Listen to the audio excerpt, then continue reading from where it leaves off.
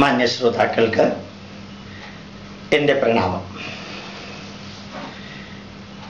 ഞാൻ കുറച്ചു കാലമായിട്ട്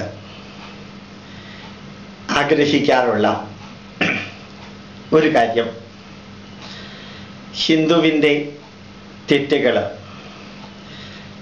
ഹിന്ദുക്കൾ തന്നെ വിളിച്ചു പറയുക.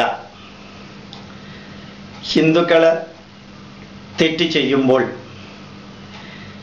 അത് തിരുത്താൻ വേണ്ടിയും ഇനി അതേപോലെയുള്ള തെറ്റുകൾ ചെയ്യാതിരിക്കാൻ വേണ്ടിയും ഹിന്ദുക്കൾ തെറ്റ് ചെയ്യുന്നവരെ അതിശക്തമായിട്ട് വിമർശിക്കുക, എന്നിട്ട് അവരെ നന്മ നിറഞ്ഞ വഴിയിലേക്ക് നയിക്കുക. ഇതേപോലെ ക്രിസ്ത്യാനികളും അവർ ചെയ്യുന്ന തെറ്റിന്, അത് ചതിയും വഞ്ചനയും പറ്റിക്കലും അതിലൂടെ നടത്തുന്ന മതപരിവർത്തനവും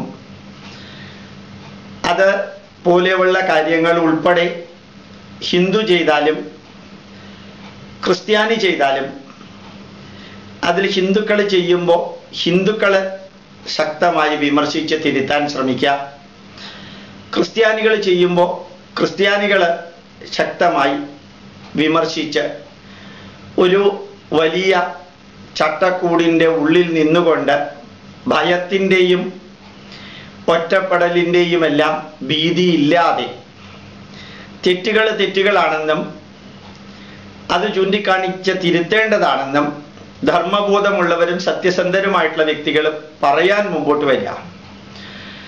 ഇതേപോലെ മുസ്ലിങ്ങളുടെ ഇടയിലും ഭാരതത്തിലെ ജനതയുടെ സംസ്കാരത്തിൻ്റെയും നന്മയുടെയും വാഹകരായ ഇവിടുത്തെ ഹിന്ദുക്കളും ക്രിസ്ത്യാനികളും അവരവരുടെ സമുദായത്തിലും സമൂഹത്തിലും പള്ളികളിലും അമ്പലങ്ങളിലും ആചാരങ്ങളിലും അനുഷ്ഠാനങ്ങളിലും വിശ്വാസങ്ങളിലും തിന്മ നിറഞ്ഞ ഘടകങ്ങൾ ഉണ്ടെങ്കിൽ ആ തിന്മ നിറഞ്ഞ ഘടകങ്ങളെ മറ്റുള്ളവരുടെ തലയിൽ അടിച്ചേൽപ്പിക്കുമ്പോൾ അതിൽ നിന്നുണ്ടാകുന്ന ഭവിഷ്യത്തുകൾ ദൈവഭയത്തിൻ്റെ പേരിൽ പറയാതിരിക്കുന്നത് ഒഴിവാക്കി എങ്ങനെയാണോ ഹിന്ദുക്കളും ക്രിസ്ത്യാനികളും നന്മകൾക്ക് വേണ്ടി അവരുടെ വിഭാഗത്തിൽപ്പെട്ടവരെ നേർവഴിക്ക് നയിക്കേണ്ടത്, അതേപോലെ മുസ്ലിങ്ങളും ചെയ്യണം. അങ്ങനെ മുസ്ലിങ്ങളുടെ ഇടയിലുള്ള ഞങ്ങൾ ഏതോ ഒരു പ്രത്യേക വിഭാഗമാണെന്നും ഞങ്ങൾ എല്ലാവിധത്തിലുള്ള അവകാശത്തിനും ഞങ്ങൾ അർഹരാണെന്നും ഞങ്ങൾ ഒറ്റക്കെട്ടാണെന്നും അതുകൊണ്ട് ഞങ്ങൾക്ക് എന്തും ചെയ്യാമെന്നും അങ്ങനെയുള്ള മതത്തിൻ്റെയോ മതത്തിൻ്റെ പേരിലുള്ള രാഷ്ട്രീയത്തിൻ്റെയോ എല്ലാം ഒരു ചട്ടക്കൂടിനകത്തിരുന്നുകൊണ്ട് അർഹിച്ചതും അർഹിക്കാത്തതും എല്ലാം കൈയിട്ട് വാരി മറ്റുള്ളവർക്ക് ലഭിക്കേണ്ടത് പോലും ഇല്ലാതെയാക്കുമ്പോഴും, അതുപോലെ തന്നെ ഓരോ പള്ളിയിലും അല്ലെങ്കിൽ യത്തീംഖാനയിലും പള്ളിയിലെ ചടങ്ങുകളിലും സംഘടനകളിലും നടക്കുന്ന തിന്മകൾ മുസ്ലിങ്ങളാണ് എന്ന ഒറ്റ കാരണത്താൽ പുറത്തറിയാതെ അതിനെ മൂടിക്കെട്ടി ഭയങ്കര തീവ്രവാദത്തിൻ്റെ ലെവലിൽ വരുമ്പോൾ പോലും സമൂഹം ഉണ്ടാതിരിക്കുന്ന ഒരവസ്ഥ മാറി അകത്ത് നിന്ന് തന്നെ കറക്റ്റീവ് മെഷേഴ്സ് ഉണ്ടാവുന്ന ഒരവസ്ഥ ഉണ്ടാവണം. ഇതെൻ്റെ ഒരു ആഗ്രഹമായിരുന്നു. പ്രത്യേകിച്ചും ഞാനിത് ഇവിടുന്ന് പറയാൻ കാരണം, ഞാനൊരു കോളേജ് അധ്യാപകനായി 10,000-ലധികം വിദ്യാർത്ഥികളെ പഠിപ്പിച്ച് കൊച്ചിൻ കോളേജിലെ അധ്യാപകനായിരുന്നു. അവർ കോളേജിൽ കുറേ കാലം അധ്യാപകനായിരുന്നു. മഹാരാജാസ് കോളേജിൽ അധ്യാപകനായിട്ട് അപ്പോയിൻമെൻറ്റ് കിട്ടുമ്പോഴാണ് അത് റിസൈൻ ചെയ്ത് നേരെ PhDക്ക് പോയത്. ഒരു അധ്യാപകൻ്റെ വേദനയും സന്തോഷവും എന്നും അറിയാൻ സാധിക്കുന്ന ഒരു മനുഷ്യൻ എന്നുള്ള രീതിയിൽ തൊടുപുഴ ന്യൂമാൻസ് കോളേജിലെ പ്രൊഫസർ TJ ജോസഫിൻ്റെ വേദന എനിക്ക് നല്ലോണം മനസ്സിലാക്കാൻ സാധിച്ചു. അദ്ദേഹം പ്രവാചകനെ കുറിച്ച് മുഹമ്മദിൻ്റെ പേരുപയോഗിച്ചും മറ്റ് 1-2 കാര്യങ്ങളും ഒരു ക്വസ്റ്റ്യൻ പേപ്പറിൽ ഇട്ടത് അത് ന്യായീകരിക്കാനൊന്നും എനിക്ക് താല്പര്യമില്ല. പക്ഷെ ആ ക്വസ്റ്റ്യൻ പേപ്പർ അങ്ങനെ ഒരു മനുഷ്യൻ ഒറ്റയ്ക്കല്ല ഇട്ടത്. അവിടുത്തെ പ്രിൻസിപ്പാളും സഹപ്രവർത്തകരും എല്ലാവരും കണ്ട് ക്വസ്റ്റ്യൻ പേപ്പർ സെറ്റ് ചെയ്യുന്ന ഒരു ബോഡി ഉണ്ട്. അവരാണ് അങ്ങനെ ഒരു ക്വസ്റ്റ്യൻ പേപ്പർ ഇട്ടത്. ആ ക്വസ്റ്റ്യൻ പേപ്പർ മറ്റുള്ളവർ കണ്ട് ഇവാലുവേറ്റ് ചെയ്തിട്ടാണ് പരീക്ഷയ്ക്ക് പോയത്.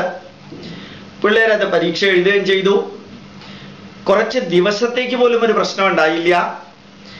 പിന്നീടാണ് അപ്പോൾ അതിരൂപതക്കാർക്ക് പ്രശ്നം ഉണ്ടായില്ല, പ്രിൻസിപ്പാളിന് പ്രശ്നം ഉണ്ടായില്ല, സഹപ്രവർത്തകർക്ക് പ്രശ്നം ഉണ്ടായില്ല, അവിടെയുള്ള മുസ്ലിം കുട്ടികൾക്ക് പ്രശ്നം ഉണ്ടായിരുന്നില്ല. അതെല്ലാം ശേഷം ആരോ ഒന്ന് സ്ക്രൂ ചെയ്തിട്ടാണ് അദ്ദേഹത്തിനെതിരെ ആക്രമണം ഉണ്ടായതും അദ്ദേഹത്തിൻ്റെ കയ്യ് നഷ്ടപ്പെട്ടതുമെല്ലാം. അദ്ദേഹം ചെയ്ത തെറ്റ് തെറ്റാണെന്ന് തന്നെ മനസ്സിൽ വെച്ചുകൊണ്ട് ഞാൻ പറയുന്നു. അദ്ദേഹം ചെയ്ത തെറ്റിനെ തിരുത്താനോ ക്ഷമാപണം ചെയ്യാനോ കറക്റ്റ് ചെയ്യാനോ ഒന്നും ശ്രമിക്കാതെ ഈ കയ്യ് പോയ ആ മനുഷ്യൻ വേദനയോടുകൂടി ജീവിതത്തിലേക്ക് മുമ്പോട്ട് പോകുമ്പോഴാണ് അവരുടെ അതിരൂപതക്കാർ അദ്ദേഹത്തിനെ പുറത്താക്കിയതും ഇടയലേഖനം ഇറക്കിയതും ഒറ്റപ്പെടുത്തിയതും അദ്ദേഹത്തിനെ വളരെയധികം ഹരാസ് ചെയ്തതുമെല്ലാം അതേ മതത്തിൽപ്പെട്ടവരാണ്. എന്തിനു വേണ്ടി അറിഞ്ഞൂടാ. മുസ്ലിങ്ങളുടെ സന്തോഷത്തിന് വേണ്ടിയോ സംതൃപ്തിക്ക് വേണ്ടിയോ അറിഞ്ഞൂടാ. അല്ലെങ്കിൽ ന്യൂനപക്ഷങ്ങൾ ഒരുമിച്ച് നിന്ന് കുറെ കൂടി ശക്തമായിട്ട് പ്രവർത്തിക്കാൻ സാധിക്കും ഇദ്ദേഹത്തിനെ പുറത്താക്കിയാൽ എന്ന് വിചാരിച്ചിട്ടാണോ എന്നും അറിഞ്ഞൂടാ. അദ്ദേഹത്തിനെ സസ്പെൻഡ് ചെയ്തു. കേസ് കോടതിയിൽ പോയി. അദ്ദേഹത്തിനെ ഊരുവിലക്ക് വരെ കൽപ്പിച്ചു. ഇതെല്ലാം ചെയ്തത് ബിഷപ്പും അതിരൂപതയിലെ അച്ഛന്മാരും എല്ലാവരുമാണ്. സമൂഹത്തിലെ ബുദ്ധിജീവികൾ ക്രിസ്ത്യാനിയുടെ കാര്യമായത് കാരണം ആരും തൊട്ടില്ല. ഇടതുപക്ഷക്കാർ കാര്യമായിട്ട് മുമ്പോട്ട് വന്നില്ല. അവിടെ ഇവിടെ ചില അധ്യാപക സംഘടനകൾ പറഞ്ഞതല്ലാതെ വേറൊന്നും സംഭവിച്ചിട്ടില്ല. യുക്തിവാദികളൊന്നും വേണ്ടിയില്ല. കാരണം അവർക്ക് യേശു ക്രിസ്തുവിനെ മുഹമ്മദ് നബിയെ തൊടാൻ എന്നും പേടിയാണ്. ഉപജീവനത്തിന് ഹിന്ദുക്കളെ പറ്റിക്കൽ മാത്രമാണ് ഇവിടുത്തെ പുരോഗമനവാദികളുടെയും പൂക്കാസായുടെയും ഇവിടുത്തെ യുക്തിവാദികളുടെയും ജീവിതചര്യ. അതെങ്ങാനും ഹിന്ദു കോളേജിലാണ് സംഭവിച്ചിരുന്നതെങ്കിൽ എന്താകുമായിരുന്നു ഇവിടെ വിപ്ലവം? ഏതായാലും അതെല്ലാം കഴിഞ്ഞ് അദ്ദേഹത്തിനോട് അല്പം പോലും ദയ കാണിക്കാതെ അവസാനം സലോമി, അദ്ദേഹത്തിൻ്റെ പ്രിയ പത്നി, അദ്ദേഹത്തിൻ്റെ സുഖത്തിലും ദുഃഖത്തിലും താഴ്ചയിലും ഉയർച്ചയിലും എന്നും കൂടെ ഉണ്ടായിരുന്ന ആ പത്നി പള്ളിയിൽ നിന്നും അതിരൂപതയിൽ നിന്നും കോളേജിൽ നിന്നും ഇദ്ദേഹം ഒറ്റപ്പെട്ടു.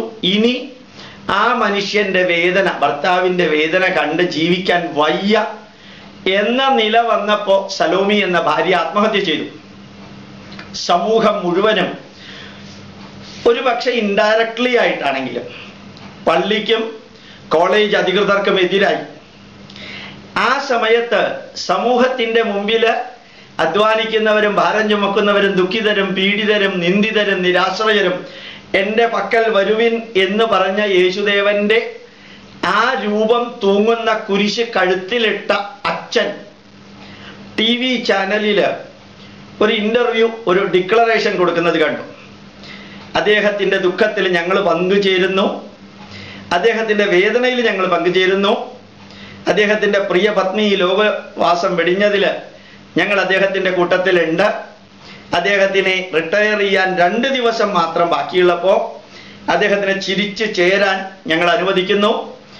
അത്രയും ദയാലുവും പരമകാരുണ്യവാനുമായ യേശുദേവന്റെ ശിഷ്യന്മാരായി അകത്ത് പാന്റും ഷർട്ടും പുറത്ത് ലോഹയും ഇട്ട് നടക്കുന്ന യേശുദേവന്റെ ഭാഷയിൽ പറഞ്ഞാൽ ആട്ടിൻ തോലിട്ട, ബാക്കി നിങ്ങൾക്കറിയാം, അവര് സമൂഹത്തിന്റെ മുമ്പിൽ നല്ല വെള്ള ചമയാൻ വേണ്ടിയിട്ട് അദ്ദേഹത്തിനെ കൊണ്ട് മാപ്പ് പറയിച്ചു. അദ്ദേഹത്തിനെ കൊണ്ട് പ്രസ് കോൺഫറൻസ് നടത്തിച്ചത് എന്താണെന്നറിയാമോ? പരമകാരുണ്യവാനായ പിതാവും അച്ഛനും ഈ യേശു ക്രിസ്തുവിൻ്റെ മണവാട്ടികളോ വിധവകളോ അവരെല്ലാം എന്നോട് കാണിച്ച ആ മഹാദയയ്ക്കും എന്നുമെന്നും ഞാൻ കടപ്പെട്ടിരിക്കും. ഞാൻ തിരിച്ച് ന്യൂമാൻ കോളേജിലേക്ക് കയറുമ്പോൾ എൻ്റെ ഭാര്യ എൻ്റെ കൂടെ ഇല്ലല്ലോ എന്ന ദുഃഖം മാത്രമേ ഉള്ളൂ. പള്ളിയോടും പള്ളി അധികൃതരോടും എന്നും എനിക്ക് തിരിച്ചു കയറാൻ 2 ദിവസത്തേക്ക് ജോലിക്ക് തിരിച്ചു കയറാൻ തന്ന അവസരത്തിന് കടപ്പെട്ടിരിക്കുമെന്ന് കരഞ്ഞുകൊണ്ട് പറഞ്ഞ മനുഷ്യന്റെ പ്രസ് കോൺഫറൻസ് കാണാനുള്ള യോഗം എനിക്കുണ്ടായി. ഭാഗ്യമെന്ന് ഞാൻ പറയണില്ല. പക്ഷെ ആ കോളേജിലേക്ക് തിരിച്ചു പോയപ്പോൾ സഹപ്രവർത്തകർ സ്വീകരണം കൊടുത്ത് 1-2 ദിവസം കുറച്ച് പേര് പിള്ളേരൊക്കെ വന്നിരുന്നു. അദ്ദേഹത്തിന് യാത്ര അയച്ചു. കാരണം ഇനി അദ്ദേഹത്തിന് പെൻഷൻ കൊടുക്കേണ്ടത് ഗവൺമെന്റാണ്. ഒരു ക്രിസ്ത്യാനി എല്ലാം ഉപേക്ഷിച്ച് അച്ഛൻ്റെ മുമ്പിൽ അടിയറവ് പറഞ്ഞ് ഇനി ക്രിസ്ത്യാനിയായി ജീവിച്ചോളാന്ന് പറയുമ്പോൾ ആ ക്രിസ്ത്യാനിക്ക് ഇനി ഗവൺമെന്റിൽ നിന്ന് പെൻഷൻ കിട്ടിപ്പിക്കേണ്ടത് അച്ഛന്മാരുടെയും കൂടി ലക്ഷ്യമാണ്. പണ്ട് കേരള യൂണിവേഴ്സിറ്റിയിലെ വിളനിലത്തിനെ വളരെ ഭംഗിയായിട്ട് അവർ പ്രൊട്ടക്ട് ചെയ്ത മാതിരി ഇവിടെയും ഒന്ന് പ്രൊട്ടക്ട് ചെയ്യാമായിരുന്നില്ലേ? അഭയ കേസിലെ പലരെയും പ്രൊട്ടക്ട് ചെയ്യുന്ന മാതിരി അതേ കോളേജിലെ നല്ല സത്യക്രിസ്ത്യാനിയെ ഒന്ന് പ്രൊട്ടക്ട് ചെയ്യായിരുന്നില്ലേ? ഭാര്യ മരിക്കുന്നത് വരെ കാത്തിരിക്കേണ്ടിയിരുന്നോ എന്നൊരു ചോദ്യം ചോദിക്കുന്ന കൂട്ടത്തില് വേറൊരു ചോദ്യവും കൂടിയുണ്ട്. ജോസഫിനെതിരെ പള്ളിയിൽ നിന്ന് ഇടയലേഖനം ഇറക്കിയിരുന്നു, ഒറ്റപ്പെടുത്തിക്കൊണ്ട്. അതിപ്പോഴും പിൻവലിച്ചിട്ടില്ല ആ പാവം മനുഷ്യൻ. വീണ്ടും ഞാൻ പറയുന്നു, തെറ്റ് ലോകത്തിലെ ആര് ചെയ്താലും തെറ്റ് തന്നെയാണ്, അതിനെ ന്യായീകരിക്കാൻ ഞാനില്ല. പക്ഷേ വേദനയിൽ ഞങ്ങൾ കൂട്ടത്തിൽ ചേരുന്നു എന്ന് പുറത്ത് നിന്ന് പറയുകയും അകത്ത് അതേപോലെ നിൽക്കുകയും ചെയ്തത് സമൂഹത്തിന്റെ പൊതു അഭിപ്രായത്തിനെ ഞങ്ങൾ മാനിക്കുന്നു എന്ന് വരുത്താനാണ്. ഒരു വിഷയമല്ലാത്ത ഒരു കാര്യം കൂടി പറയാം. ആസാമിലും അരുണാചൽ പ്രദേശിലും അതിശക്തമായിട്ട് മതപരിവർത്തനം നടത്തുമ്പോൾ ഇപ്പോഴും ഏപ്രിൽ മാസം 13-ാം തീയതി നടത്തുമ്പോൾ കുറേ ഹിന്ദുക്കളായിട്ടുള്ള അവിടുത്തെ ട്രൈബൽസ് അതിനെ എതിർത്ത് ശക്തിയായിട്ടൊരു പ്രശ്നം ഉണ്ടാക്കുമ്പോൾ ആദ്യം മതസൗഹൃദ റാലി നടത്തുന്നത് ഈ ബിഷപ്പുമാരും അച്ഛന്മാരുമാണ്. അതുപോലെ ഇറ്റാനഗറിലെ ബിഷപ്പ് എന്ന് പറയുന്നത് ഒരു ലോട്ടറി കച്ചവടക്കാരനായിരുന്നു, ലോട്ടറി കച്ചവടത്തിന്റെ ഏജന്റ് ആയിരുന്നു ഇപ്പോഴത്തെ ബിഷപ്പ്. അദ്ദേഹം ഒരു മതസൗഹാർദ്ദ റാലി നടത്തും. എന്തിനറിയോ? അവരവർ തന്നെയാണ് മറ്റുള്ളവരെ ചതിച്ചും വഞ്ചിച്ചും പറ്റിച്ചും മതപരിവർത്തനം നടത്തി പ്രശ്നം ഉണ്ടാക്കിയിട്ട് ആ പ്രശ്നം പരിഹരിക്കാൻ ഞങ്ങൾ മുമ്പിൽ നിൽക്കുന്നു എന്ന് പത്രമാധ്യമങ്ങളിലൂടെയും രാഷ്ട്രീയ വൃത്തങ്ങളിലും അറിയാനും അറിയിക്കാനും വേണ്ടി പ്രശ്നം ഉണ്ടാക്കിയവർ തന്നെ പുറത്ത് ആട്ടിൻതോലിട്ട ബാക്കിയുള്ള നിങ്ങൾക്കറിയാം. ഇവിടെയും അത് തന്നെയാ ചെയ്യുന്നത്. പക്ഷെ ഒരു സന്തോഷമുണ്ട്, അത് പറയാനാണ് ഞാൻ ഇന്ന് ഈ യൂട്യൂബിൽ ഇത് അപ്ലോഡ് ചെയ്യുന്നത്. ശക്തമായി അതിരൂപത ചെയ്ത തെറ്റുകൾ ക്രിസ്ത്യാനികൾ വിളിച്ചു പറഞ്ഞൊരു വാർത്ത ഇന്ന് മാതൃഭൂമിയിൽ വന്നു. അത് ഞാനൊന്ന് വായിക്കാൻ വേണ്ടിയാണ് ഇത്രയും പറഞ്ഞത്. മാതൃഭൂമിയിലെ വാർത്ത ഇന്നത്തെ മാതൃഭൂമിയിലാണ്.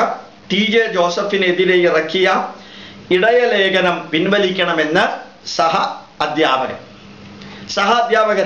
ഇതിന് വളരെ വ്യക്തമായിട്ട് ഡീറ്റെയിൽ ഉണ്ട്.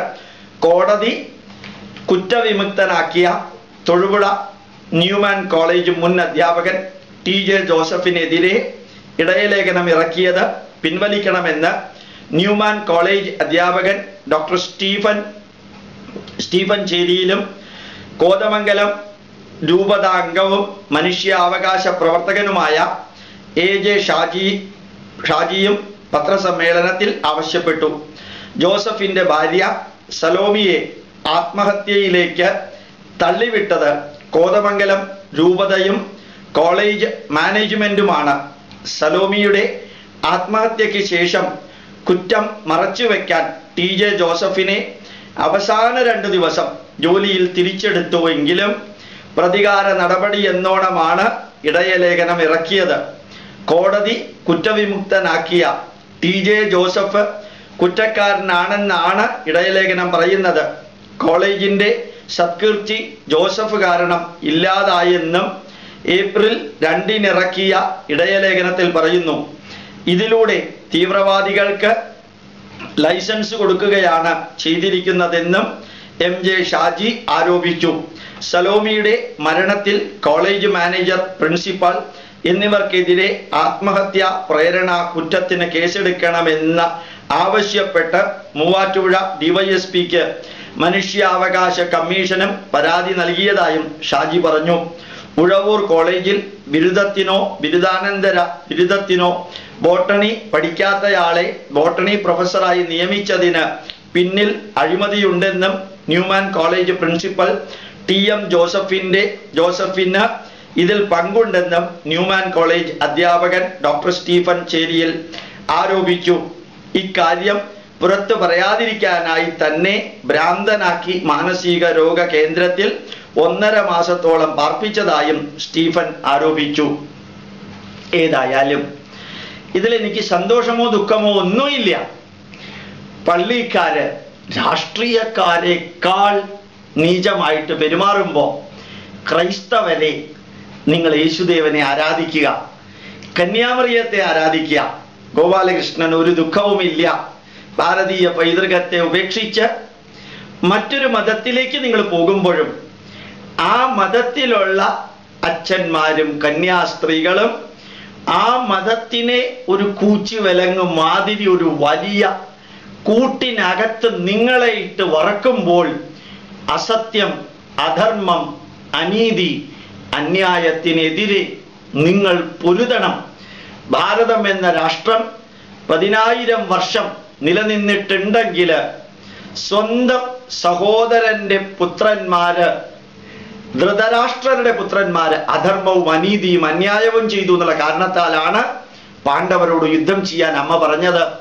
രക്തബന്ധമുള്ളവരോട് യുദ്ധം ചെയ്യാൻ പറഞ്ഞത് അസത്യവും അധർമ്മവും അനീതിയും അന്യായവും നിൽക്കുന്നു.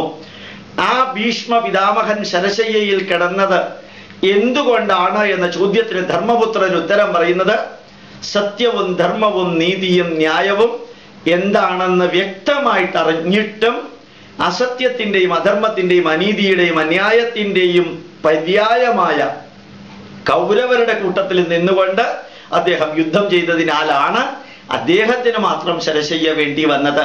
ഭാരതം എന്ന രാഷ്ട്രത്തിലെ ഹിന്ദുക്കളും ക്രിസ്ത്യാനികളും മുസ്ലിങ്ങളും തിന്മ എവിടെ നിന്നുണ്ടായാലും, നിങ്ങൾ ഏത് ബുദ്ധിജീവികളായാലും, ഏത് യുക്തിവാദികളായാലും, ഏത് പുരോഗമനവാദികളായാലും, ഏത് കമ്മ്യൂണിസ്റ്റുകാരായാലും, ഏത് മതത്തിൽപ്പെട്ടവരാണെങ്കിലും രാഷ്ട്രീയത്തിൽപ്പെട്ടവരാണെങ്കിലും ഗോപാലകൃഷ്ണൻ ഒരു അഭ്യർത്ഥന, നമ്മുടെ കൂട്ടത്തിൽ നിൽക്കുന്നവര് ആരാണെന്ന് നോക്കി ഭാവിയിൽ എന്ത് ബെനിഫിറ്റ് നമുക്ക് കിട്ടുമെന്ന് നോക്കിയിട്ട് അത് ഇലക്ഷന്റെ വോട്ടോ അല്ലെങ്കിൽ സമ്പത്തോ അല്ലെങ്കിൽ ജനപിന്തുണയോ അല്ലെങ്കിൽ സ്ഥാനമാനങ്ങളോ കിട്ടുകയോ കിട്ടാതിരിക്കുകയോ ചെയ്യട്ടെ, എന്നും സത്യത്തിന്റെ കൂടെ നിങ്ങൾ ഉണ്ടാവണം. സ്റ്റീഫൻ സാറും അതുപോലെ ഷാജിയും ക്രിസ്ത്യാനിയായിട്ട് പോലും ഈ രൂപതയുടെ തിന്മയ്ക്ക് വെല്ലുവിളി ഇപ്പോ പ്രത്യേകിച്ച് ഏപ്രിൽ 2-ന് ഇടയലേഖനം ഇറക്കിയതിനെതിരെ അവർ പ്രതികരിച്ചു എന്ന് മാത്രമല്ല, സലോമിയുടെ ദുഃഖം, ഒരു ഭർത്താവിനെ ഇത്രയും അധികം കോർണർ ചെയ്ത് ഹരാസ് ചെയ്ത അതിൻ്റെ ദുഃഖം സഹിക്കവയ്യാതെ ഒരു ഭാര്യ മരിച്ചപ്പോൾ ആ ഭാര്യയുടെ വേദനയ്ക്ക് കാരണം ആ പള്ളിയിലെ 2-3 പേരാണെന്നും അതിരൂപതയാണെന്നും പറഞ്ഞ് മനുഷ്യാവകാശ കമ്മീഷന് നല്ല രീതിയിലൊരു കംപ്ലൈന്റ് കൊടുക്കാൻ ചങ്കൂറ്റം കാണിച്ചവരെ വിനയപുരസ്സരം അഭിനന്ദിക്കുന്നു. ഇത് ഗോപാലകൃഷ്ണന്റെ ജീവിതത്തിന്റെ ഭാഗമല്ല എങ്കിലും തിന്മയും നന്മയും തിരിച്ചറിഞ്ഞ് നല്ലത് ചെയ്യുന്നവരെ അഭിനന്ദിച്ചില്ലെങ്കിൽ ഞാൻ ഈ ധർമ്മവും ഈ കർമ്മവും ചെയ്യുന്നതിൽ ഒരർത്ഥവുമില്ല. അതേപോലെ തിന്മ ചെയ്യുന്നവരെ അറിവിന്റെ പരമാവധി ശേഖരിച്ച് തിന്മയാണെന്നും വിളിച്ചു പറയാൻ എനിക്ക് ജഗദീശ്വരൻ തന്ന അവസരം ഞാൻ യൂട്യൂബിലൂടെ ഉപയോഗിക്കുന്നു. എനിക്ക് ആരോടും ബന്ധനമില്ല, വെറുപ്പില്ല, ഒന്നുമില്ല.